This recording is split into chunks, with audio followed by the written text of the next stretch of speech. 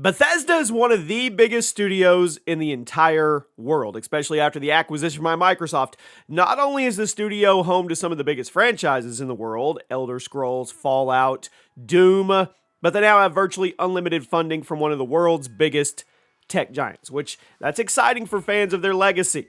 Bethesda has a long history of making awesome RPGs and publishing some epic first-person shooters, so naturally, the concept of a new single-player Fallout game would be exciting. Welcome to the channel, everybody. Chaos here. Fallout 5.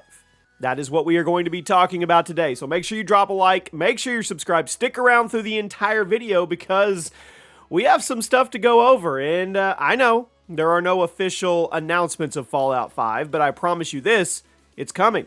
And it may actually be something that could get you excited. Now, Bethesda didn't create the Fallout franchise. They bought the rights to the IP in the mid-2000s and quickly translated it into their first-person Elder Scrolls format.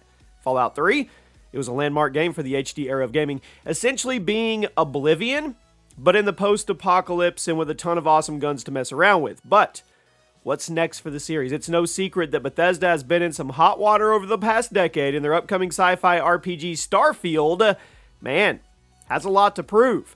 Fallout 5 may be a ways off, but we actually already know a decent amount about it, both through official statements from Bethesda and industry insiders relaying what they've heard in terms of leaks. So in this video, we're going to look at everything we know about the upcoming post-apocalyptic RPG shooter and see if we can come up with a decent picture of what to expect when it finally comes, because trust me, it's coming. Now, before we talk about Fallout 5, we need to talk about the last couple games in the series. Now, Bethesda started out extremely strong with the Fallout IP. They quickly fell off the side of the earth, though, and they've yet to really pull themselves back up. Like I said, Fallout 3 was a massive success, and the standalone sequel, Fallout New Vegas, arguably even better. But then things got a little murky with Fallout 4. Now, 4 looked and sounded better than ever. The gameplay, it was heavily simplified to the point that many people don't even consider it to be an RPG anymore. Granted, it did allow modders to basically make the perfect Fallout game from its assets in the open world, but the vanilla version of Fallout 4 that Bethesda sold us, it was underwhelming. Then we had the absolute disaster, Fallout 76. This was an online RPG survival spin-off, and it was supposed to be the next big thing, but it was a complete and utter train wreck. It put Bethesda's reputation in the toilet for years.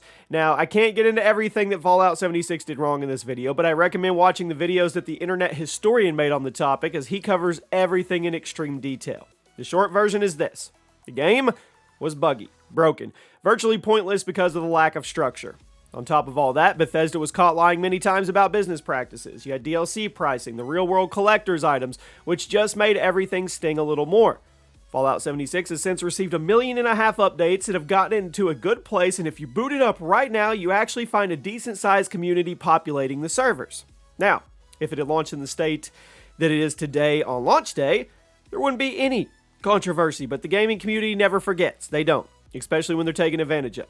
Bethesda was in hot water with the gaming community when 76 launched, but now there is a legion of people who just do not trust them, and that is where Starfield comes in. Starfield is the first new Bethesda IP in decades, and while Todd Howard keeps describing it as Skyrim in space, uses that power word on purpose, a lot of the gaming community is skeptical. I mean, it's been a long time since Bethesda made a really great game instead of just publishing the work of other studios.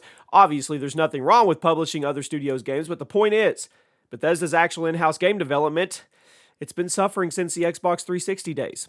Fallout 4 we already talked about. Fallout 76 we talked about. And every new Skyrim port and broken promise just adds more fuel to that fire. So as a publisher, Bethesda has been killing it. As a developer, they need to start winning people back to their side. Starfield's constant delays are likely a result of Bethesda and Microsoft higher-ups being very aware of how high the stakes are with their redemption arc. I mean, if Starfield comes out and it's not good or it's even average, there's going to be a few million people that never get hyped for another Bethesda project, regardless of what franchise it's connected to.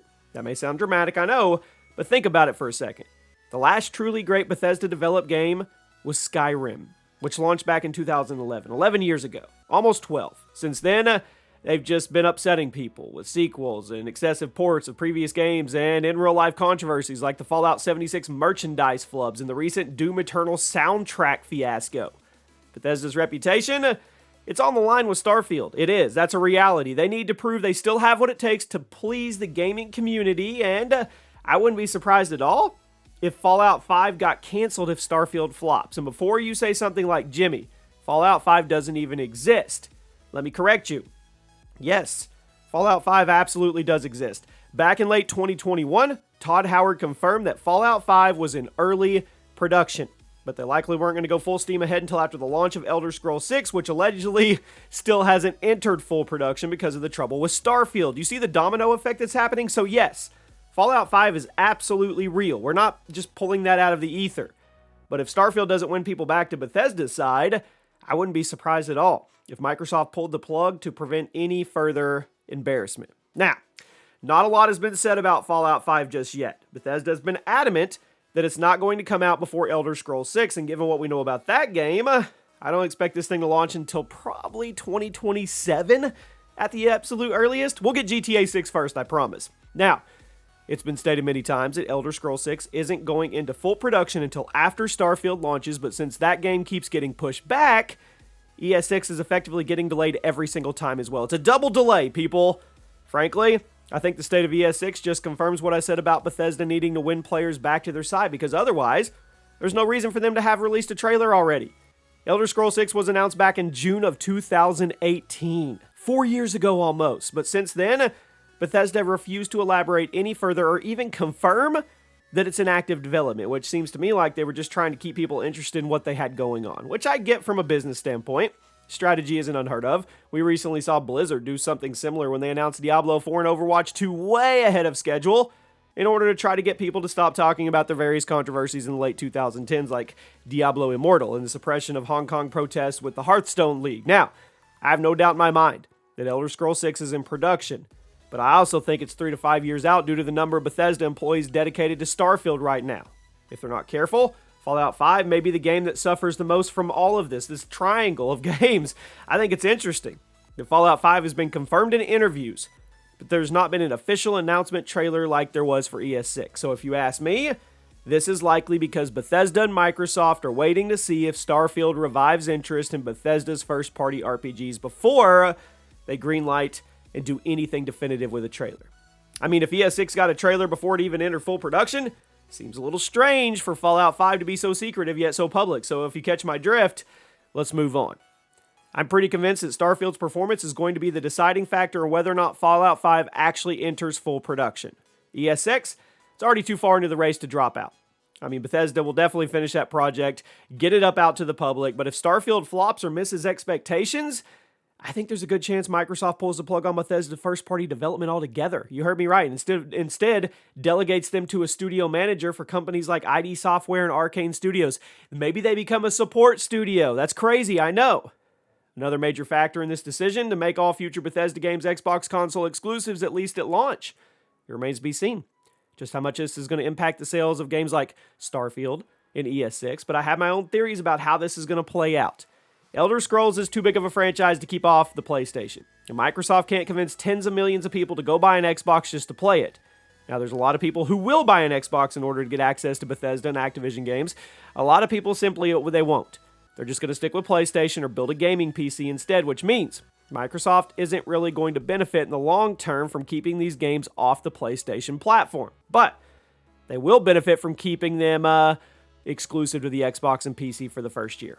It will allow them to push people to buy an Xbox in order to buy the game, but it also opens up the possibility of people double dipping or waiting for the PlayStation version. That would also explain why a lot of Bethesda and Microsoft games are announced as console launch exclusives on the Xbox. It seriously implies that they're going to come to PlayStation eventually. With franchises as big as Elder Scrolls and Fallout, I seriously doubt Microsoft is going to pass over on the money they'd make on all the PlayStation copies that will be sold, but they also want to try and use them as a reason to switch to the Xbox. Now, with all that being said, I have my suspicions that Fallout 5, assuming it goes into full production, will actually launch on the PlayStation. If Starfield and Elder Scrolls 6 do well, at least on the Xbox, but Microsoft doesn't see the returns they were hoping for on console sales, I think it would be very likely that they start launching games on the PlayStation again in order to make up for that.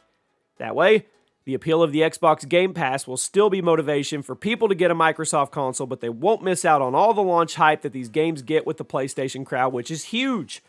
I mentioned previously, I'm expecting Starfield to get a PlayStation port at some point down the line. And I think the same can be said about ES6. But since Fallout 5 is still at least another 6 years out, I think the industry may end up pushing Microsoft to launch it on the PlayStation as well in order to maximize sales. You can call me a wishful thinker, but Xbox is obviously not opposed to releasing games on other platforms, and with another 6 to 7 years of the current console war, I think they may end up wanting to capitalize on Bethesda's legacy on the PlayStation. That is, of course, assuming that Bethesda redeems themselves with Starfield. Again, Starfield's the key here, people. I think Fallout 5's existence completely hinges on Starfield redeeming Bethesda, but assuming that happens and Fallout 5 actually enters full production, I wouldn't be surprised at all if Microsoft actually caves in and lets it launch on the PlayStation. We know next to nothing about the actual story or gameplay of Fallout 5, likely because it's so early in production, but Bethesda has a lot on their plate right now. Aside from managing studios like ID Software and Arcane, they're putting thousands of hours into making sure Starfield is as good as it can possibly be. Once that project is done, it's literally all hands on deck for Elder Scrolls 6, which may be the most anticipated RPG in the world. Fallout 5, years away from entering full production. So much can happen before it does, but that's kind of exciting to me. Microsoft has a really, really rough couple of years. They're going to have to bring their A game starting in 2023, and that means all their studios, Bethesda included, are going to have to start cranking the output in order to make the comeback tour. I'm a huge fan of Bethesda's legacy, but I'm not going to deny I've been burned by them a few times recently as well. I really want them to return to their golden age status, but unless Starfield blows me away, I might be one of those people who stops paying attention to their in-house development. I don't want Bethesda to fail, and I certainly don't want ES6 or Fallout 5 to flop, but the studio has to prove it. Let's just hope they're up to the task. There you have it, my friends. Let me know what you're expecting out of Bethesda, Fallout 5, Starfield, ES6, and I'll see you soon.